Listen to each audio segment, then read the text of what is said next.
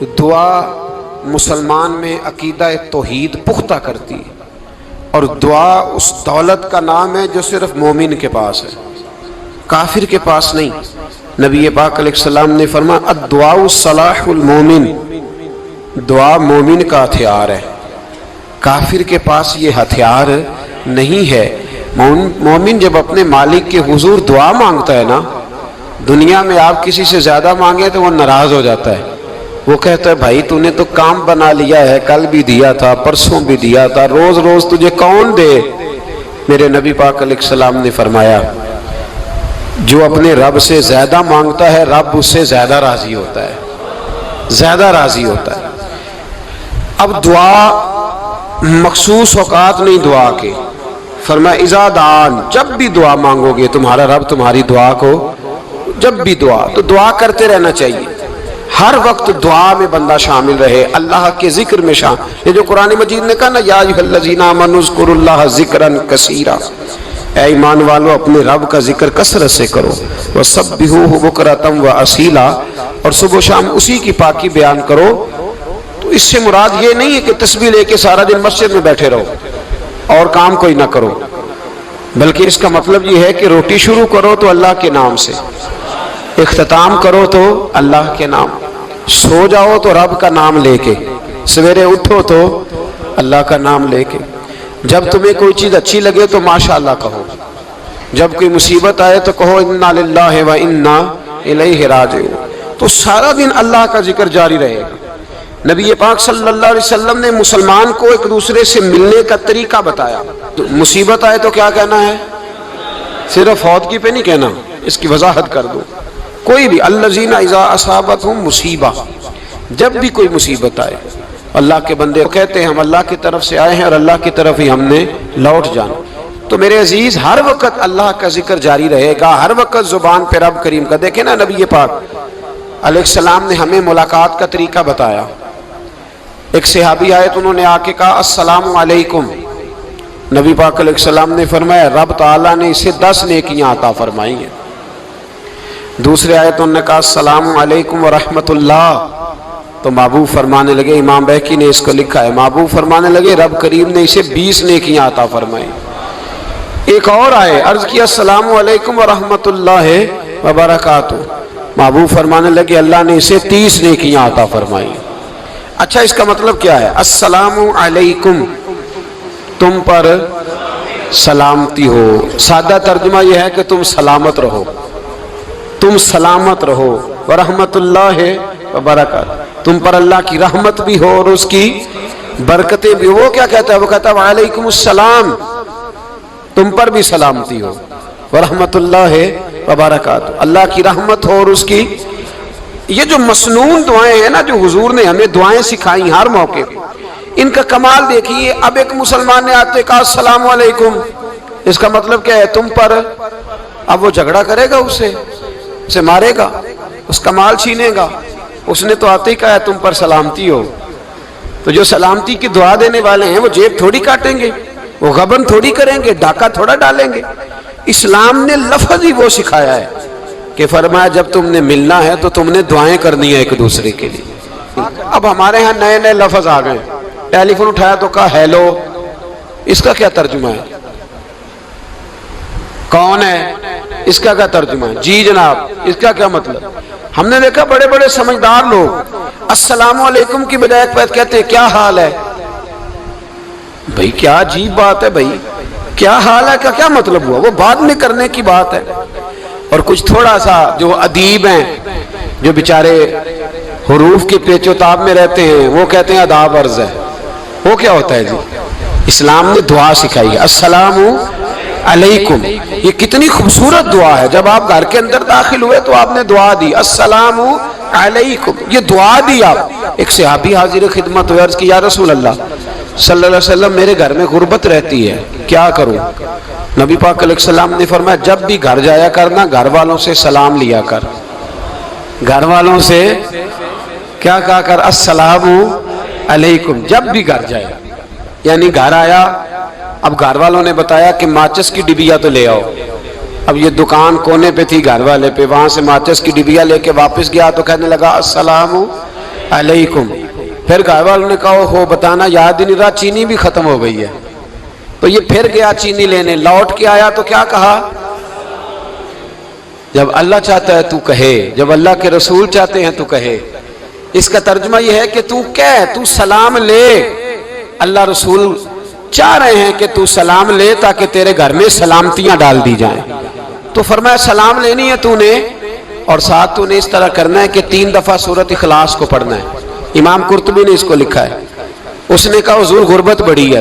غربت بڑی ہے تو کہ وظیفہ بتائیں. فرمایا جب بھی گھر جاؤ سلام لو اور 3 دفعہ سورۃ اخلاص پڑھو. وہ صحابی کہتے ہیں میں پکا ہو گیا. اب وہ کچھ دنوں کے بعد, کچھ عرصے کے بعد, کچھ مہینوں کے بعد واپس آئے تو صحابہ کرام علیہم رضوان فرماتے ہماری خواہش تھی کہ یہ کچھ بیان کرے, اب بتائے جو وظیفہ لے کے گیا تھا اس کا ریزلٹ کیا نکلا. کہتے اس نے بڑی حیرت انگیز بات کی, حیرت انگیز عجیب انداز میں. کچھ لوگوں کا دل ہوتا ہے نا کہ مجھے ملے میرے پڑوسی کو نہ ملے, اور کچھ کا دل ہوتا ہے یار مجھے بھی ملا ہے اور الحمدللہ میرے پڑوسی کو ملا ہے. تو صحابی جب حاضر ہوئے تو صحابہ کہتے ہیں ہمیں تجسس تھا کہ یہ کچھ بتائیں. تو حضور نے فرمایا کیا حال ہے تیرا؟ کہا یا رسول اللہ کمال ہی ہو گئی ہے حضور, میں جب بھی گھر جاتا ہوں سلام لیتا ہوں اور 3 دفعہ سورۃ اخلاص پڑھتا ہوں, میں تو امیر ہو ہی گیا ہوں, میرے تو ہمسائے بھی امیر ہو گئے. کتنا پیارا ہے یہ جملہ, کتنا حسن ہے. اتنا اچھا لفظ کسی اور کے پاس ہے ہی نہیں جو الفاظ ہمیں ہمارے رسول نے عطا فرمایا. اس کو اپنائیے, اس کو اپنائیے. یہ الگ بات ہے کہ لوگ مطلب کے لیے سلوٹ کر لیتے ہیں بڑا سارا, لیکن مطلب کے لیے نہیں. جس کو جانے اس سے بھی سلام لیں, جس مسلمان کو نہیں جانتے اس سے بھی. تو نبی پاک نے ہمیں مسنون دعائیں سکھائیں. رات کو جب سونے لگے اللہ کے رسول صلی اللہ علیہ وسلم نے ہمیں دعا سکھائی. حضور نے فرمایا جب سونے لگو تو مسلم شریف میں فرمایا تم نے یہ دعا پڑھنی, اللہم باسمک اموت و احیا. تم نے کہنا اے اللہ میں تیرے نام پر مرتا ہوں اور تیرے نام پر جیتا ہوں. نبی پاک صلی اللہ علیہ وسلم نے ایک حدیث میں فرمایا کہ یہ جو نیند ہے نا یہ موت کی چھوٹی بہن ہے, یہ موت کا ایک حصہ ہے. جس طرح انسان سو جائے تو کوئی خبر نہیں ہوتی کیا ہو رہا ہے, بالکل وہ اٹھا ہے تو اس نے کہا ہو یہ کیا ہوا. سو جاتا ہے نا آدمی, اسے خبر نہیں ہوتی, اوہو میں نے تو 11 بجے اٹھنا تھا, یہ تو 3 بج گئے. اب اسے خبر نہ رہی. سوتے ہوئے لوگ چوری کر لیتے ہیں, بلکہ اس طرح بھی ہوتا ہے کہ آدمی نے گکھڑ اترنا تھا, وہ پنڈی سے آ رہا تھا لیکن وہ سویا ہوا تھا. آنکھ تب کھلی جب کاموں کی آ گیا تھا. اب اس کا اس پر زور, تو فرمایا کیا پتا اب تو کھل گئی کاموں کی, جا کے لاہور جا کے کسی جگہ پہنچ کے, تو یہ بھی ممکن ہے کہ کھلے ہی نہ, نیند ہی موت کا سبب بن جائے. تو کہہ کے سو کہ یا اللہ تیرے نام پہ سو رہا ہوں. اللہ کس نام پہ سو رہا ہوں یار. اگر ہم ان دعاؤں کا حسن سمجھے, مت اللہم باسمک اموت و احیا, یا اللہ میں تیرے نام پہ سوتا ہوں اور تیرے نام پر اٹھتا ہوں. گویا کہہ رہا یا اللہ میری نیند بھی تیرے فضل سے ہی ہے, اور اگر آنکھ کھل جائے تو وہ بھی تیرے فضل سے ہی ہے. کتنا اعلیٰ نبی پاک علیہ السلام نے انداز سکھایا. اور پھر بخاری شریف میں حدیث موجود ہے, فرمایا جب اٹھو تو کہو الحمدللہ الذی احیانا احیانا بعد ما اماتنا والیہ النشور. فرمایا جب تم سو کے اٹھو تو پھر کہو اے اللہ ساری تعریفیں تیرے لیے, تمام تعریفیں جس نے ہمیں موت کے بعد حیات دی. موت کے بعد فرمایا احیانا بعد ما اماتنا, ہمیں مرنے کے بعد گویا اللہ کا شکر ادا کر کے آنکھ کھل گئی. دیکھیں کس طرح اسلام مسلمان کو اللہ کے ساتھ جوڑتا ہے. فرمایا شکر کر, آنکھ کھل گئی. کہ یا اللہ تیرا شکر ہے تو نے موت کے بعد ہمیں دوبارہ حیات عطا فرمائی, یہ شکر ادا کرو. گویا تم یہ نہ کہنا کہ میں اٹھ گیا ہوں تو میرا کمال ہے, یہ نہ سمجھنا میں اٹھ گیا ہوں تو میں بڑا پابند ہوں, جب میں ارادہ کر لوں کہ میں نے 11 بجے اٹھنا ہے تو پھر میں اٹھ جاتا ہوں. یہ نہ کہنا کہ یہ الارم بڑا اچھا ہے, یہ مجھے اٹھا لیتا ہے. ذہن کے اندر خیال کر کہ نیند تو موت کی طرح تھی, یہ جو میں اٹھ گیا ہوں تو اپنے رب کے فضل سے اٹھا ہوں. جو میں اٹھ گیا ہوں, جو ابھی اٹھے ہیں وہ تو بول دینا کم از کم کہ میں اپنے رب کے فضل سے اٹھ گیا. تو دعا سکھائی. پھر دیکھیے نبی پاک صلی اللہ علیہ وسلم نے فرمایا جب تم بیت الخلاء میں جاتے ہو نا, واش روم میں جاتے ہو, تو گندی چیزیں ہوتی ہیں وہاں، شیطان ہوتے ہیں، جنات ہوتے ہیں، یہ گندگی پہ ہوتے ہیں۔ جب تم واش روم جاؤ، بیت الخلا جائے، تب بھی دعا مانگو۔ کیا دعا مانگو؟ وہ دعا بھی نبی پاک صلی اللہ علیہ وسلم نے ہمیں تعلیم فرمائی اور بخاری میں ہے، کہا پڑھا کرو اللہم انی اعوذ بک من الخبث والخبائث۔ کہو اے اللہ ناپاک چیزوں سے میں تیری پناہ مانگتا ہوں، وہ نر ہوں یا مادہ ہوں۔ اللہ میں تیری پناہ مانگتا ہوں۔ واش روم کے اندر بہت ساری بری چیزیں ہوتی ہیں، جوان میری بات پر توجہ فرمائیں، وہاں بہت ساری گندی چیزیں ہوتی ہیں۔ انسان کئی دفعہ واش روم میں جاتا ہے، اسے وسوسے زیادہ آتے ہیں، یہ نوٹ کریں میری بات کو۔ اصل میں نا ہم بات ڈھونڈ رہے ہیں علاج اپنی بیماریوں کا، حالانکہ علاج تو سارا مدینے والے رسول کے پاس موجود ہے، محبوب کے پاس ساری دوائیاں ہیں۔ تو نبی پاک علیہ السلام دیکھیں نا، انسان واش روم میں جاتا ہے اسے وسوسے آتے، برے خیالات آتے، وہ گناہ کی طرف کئی دفعہ مائل ہوتا ہے، تو کہا تو دعا پڑھ کے جا اللہم انی اعوذ بکا، یا اللہ میں تیری پناہ مانگتا ہوں من الخبث والخبائث، ہر خبیث اور بری چیز سے میں تیری پناہ مانگتا ہوں، وہ نر ہو یا یار کتنا عظیم دین ہے، کتنا عظیم میرے مصطفیٰ کریم کا وہ والا دین ہے۔ اصل میں اللہ کرے بی اے پاس بچے کو بیت الخلا کی دعا بھی یاد ہو جائے، ایسے یاد ہو جائے، اور اس کے ماں باپ سمجھ لیں کہ جوان ہو گیا ہے، تو اب ہو سکتا ہے اس کی طرف شیطان حملہ زیادہ کرے، اسے خراب کرنے کی کوشش کرے، تو لہذا اسے دعا سکھائی جائے تاکہ اس کو پہلے سے پتا ہو کہ میں نے اس بے ایمان سے بچنا کس طرح سے۔ اب آپ دیکھیے نبی پاک علیہ السلام نے ہمیں دعا سکھائی، مصنف ابن ابی شیبہ میں۔ کون سی دعا؟ واش روم سے نکلنے کی۔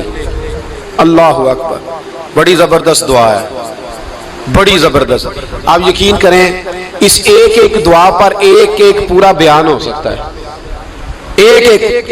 یہ اس لیے نہیں میں کہہ رہا کہ میں کوئی عالم فاضل آدمی ہوں، آپ کہیں گے کہ بتا رہے ہیں میں بڑا پڑھا لکھا ہوں، صرف یہ عرض کر رہا ہوں کہ اس کے فوائد پر، ثمرات پر جو اللہ تبارک و تعالی امت کو دیتا ہے، ان دعاؤں کی جو فضیلت حدیثوں میں آئی، اور پھر جو اس کے فوائد ہے، اور اس پر بات کروں تو ایک دعا تقاضا کرتی ہے کہ اس پر پورا ایک لیکچر ہونا چاہیے۔ دیکھیے آپ واش روم سے نکلے، دعا کیا ہے؟ دعا کے لفظ کے الحمدللہ الذی، ایک حدیث میں لفظ ہے غفرانک، غفرانک، اے اللہ میں تجھ سے بخشش چاہتا ہوں۔ اور جو مشہور اور معروف ہے مصنف ابن ابی شیبہ کی روایت، فرمایا الحمدللہ الذی اذھب عنی العذاب وعافانی، فرمایا اے اللہ تیرا شکر ہے۔ واش روم سے نکلا ہے تو کہہ رہا ہے یا اللہ تیرا شکر ہے، تو نے مجھ سے اذیت دور کی، وعافانی، اور تو نے مجھے عافیت عطا کر دی، اذیت دور کر دی اور عافیت۔ بولیے واش روم سے نکلا ہے تو کیا کہتا ہے؟ یا اللہ تیرا شکر ہے، تو نے مجھ سے اذیت دور کر دی اور مجھے عافیت۔ ڈاکٹر حکیم ہومیوپیتھک ایک چیز پر متفق کم ہوتے ہیں، پتہ ہے نا آپ کو، لیکن اس بات پر سب کا اتفاق ہے کہ اگر کسی کو قبض ہو جائے نا تو شاید 70 یا 72 بیماریاں لگ جاتی ہیں اس کو۔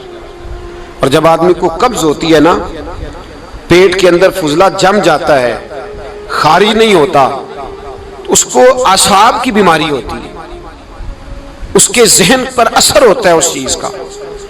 آپ یہ مت سمجھیں کہ کھانا کھانا ہی ایک کمال ہے، اللہ نے یہ بھی نعمت بنائی ہے کہ کھانا جب خارج ہوتا ہے تو وہ بھی اللہ کا بہت بڑا احسان ہے۔ تو فرمایا تو سمجھا ہی نہیں، اگر تجھے قبض ہو جاتی، تیرے پیٹ کے اندر وہ چیز جم جاتی، تیرے لیے کتنی تکلیف کا باعث تھی۔ ان لوگوں سے پوچھئے جو اس کے بیمار ہیں، اس کے مریض ہیں، وہ کتنی تکلیف میں رہتے ہیں، سر میں درد ہوتا ہے، سر چکراتے ہیں۔ ایک بہت بڑا روڈ ایکسیڈنٹ ہوا تو ڈرائیور سے لوگوں نے پوچھا کہ مسئلہ کیا ہے، تو کہنے لگا میں قبض کا مریض ہوں، تو میں کھانا کھا لیتا ہوں تو میرے ذہن پر وہ اس قدر زیادہ گیس کا غلبہ ہوتا ہے کہ میں سخت تکلیف میں ہوں۔ نبی پاک علیہ السلام نے ہمیں سمجھایا اور بتایا کہ سمجھ لو یارو، کھانا کھانے کی نعمت تو اللہ نے تمہیں عطا فرمائی ہے، لیکن کھانا کھانے کے بعد اس کا اخراج بھی اللہ کی بہت بڑی نعمت ہے، تو اللہ کا شکر ادا کرو۔ پھر جب آپ گھر سے نکلیں گے تو بھی اس کی دعا ارشاد فرمائی، بسم اللہ توکلت علی اللہ، اللہ کے نام سے گھر سے نکلتا ہوں اور میں نے بھروسہ بھی اللہ کے نام پہ کیا۔ جب گھر سے نکلیں تو کس کے نام پہ بھروسہ کریں؟ بولیے حضرت رابعہ بصریہ رحمت اللہ علیہا، آپ تشریف لے گئیں حج کرنے، جس دن واپس آئیں اپنا اونٹ کہہ گئی جاتی دفعہ، کہنے لگی اللہ میں تیرے حوالے کر کے جا رہی ہوں اور بسم اللہ توکلت علی اللہ، بھروسہ بھی تیری ذات پہ۔ جس دن واپس آئی نا اسی دن کسی نے بتایا کہ اماں آج ہی تیرا اونٹ مر گیا ہے، تو اونٹ کے سرانے کھڑی ہو کے کہنے لگی مولا میں تو تیرے نام پہ تیرے پہ بھروسہ کر کے گئی تھی، تیرے حوالے میں تو تیرے گھر گئی تھی۔ تو لوگ کہتے ہیں اماں کے منہ سے لفظ نکلے تو اونٹ زندہ ہو کے کھڑا ہو گیا ہوں۔ تو اماں کہنے لگی نہیں تمہیں غلطی لگی ہے، مرا ہی نہیں تھا، پہلے سے ہی موجود تھا، وہ اپنی کرامت بھی نہیں ظاہر ہونے دی۔ تو بھائی گھر سے نکلے تو کس لفظ پر کہ یا اللہ میں تیرے بھروسے پہ نکل رہا ہوں میں، اس کے دو فائدے ہوں گے، ایک تو آپ اللہ کی امان میں جا رہے ہیں، اللہ کی امان میں آ رہے ہیں، اور دوسرا جس گھر کو آپ چھوڑ کے جا رہے ہیں اسے بھی اللہ کی امان میں دے کے جائیں۔ تو کتنا لذت والی دعا ہے جو نبی کریم علیہ السلام نے ہمیں سکھائی۔ اب ذرا حدیث سنیں خوش ہو کے، دیکھیں حضور نے دعا سکھائی، فرمایا جب دیکھ لو نا کسی کو ہنستا ہوا، کیا کرتا ہوا؟ ماشاءاللہ آپ تو ہنسنے لگے۔ جب کسی کو ہنستا ہوا دیکھو تو کہا کرو اضحک اللہ سنک، یہ دعا یہ بخاری ہے، فرمایا دعا مانگا کرو جب کسی مومن کو ہنستے ہوئے دیکھو تو دعا مانگو اضحک اللہ سنک، اللہ تجھے ہنستا ہی رکھے، اللہ تجھے، بولیے جل نہ جایا کرو کہ میں پریشان ہوں تو یہ ہنس کیوں رہا ہے، جھلا نہ کرو، بلکہ کیا کہا کرو اللہ تجھے ہنستا رکھے، اللہ تجھے۔ نبی پاک صلی اللہ تعالی علیہ وآلہ وسلم نے فرمایا، ترمذی میں حضرت اسامہ بن زید رضی اللہ تعالیٰ عنہ سے حدیث مروی ہے، حضور نے فرمایا جس نے کسی کے ساتھ احسان کیا اور جس پر احسان کیا، اگر اس نے یہ دعا پڑھ دی نا جزاک اللہ خیرا، تو فرمایا اس نے اللہ کی بھی پوری حمد کر دی اور محسن کا صحیح شکریہ بھی ادا کر دیا۔ کیا کہنا ہے؟ جزاک اللہ، اللہ تجھے بہترین جزا عطا کرے۔ اس کا ترجمہ کیا ہے؟ اللہ تجھے بہترین، کیونکہ حضور فرماتے ہیں من لم یشکر الناس ولم یشکر اللہ، جس نے بندوں کا شکریہ ادا نہیں کیا اس نے اللہ کا بھی شکریہ ادا نہیں کرنا۔ تو کیا کہنا چاہیے؟ جزاک اللہ خیرا۔ اور اگر اماں کہتی ہو بچوں کو انگریزی سکھانی ہے تو کیا کہنا ہے پھر؟ شکریہ ادا کرنے میں کیا کہنا ہے؟ Thanks, thank you. او خدا کے اس کا ثواب کتنا ہے؟ بولے انگریزی ایک زبان ہے، اس کو زبان ہی رہنے دیں گے۔